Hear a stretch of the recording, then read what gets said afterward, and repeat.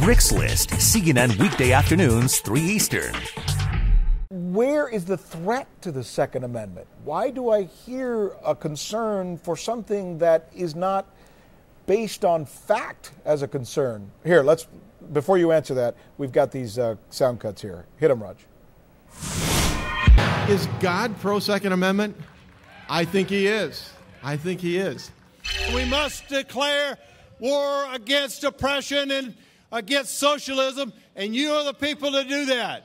It isn't left versus right, black versus white, conservative versus liberal. It isn't any of that. It is us versus them.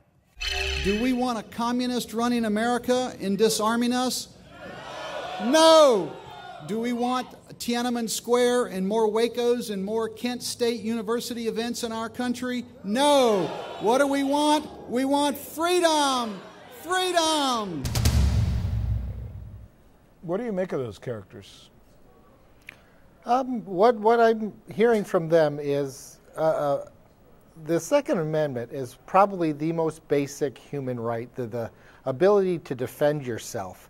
And without the Second Amendment, every other right we have can be taken away from us bit by bit. Again, the question that seems to puzzle me and so many others, I get people being wrapped up in the Second Amendment and protecting their guns, but who's threatening them? Well, if you look at the voting records of a lot of our politicians that are in power right now, President Obama, when he was with the state legislature, had a consistent record of voting against the rights of Illinois citizens to arm themselves. Eric Holder's on record as being pretty restrictive as far as gun rights. Dianne Feinstein is another one. There have been talk even as far as the beginning of this administration. So in other words, you're saying because at some point in their career, they showed a leaning toward some kind of legislation toward gun rights, then that's reason enough to have these rallies and stuff? Do you think so?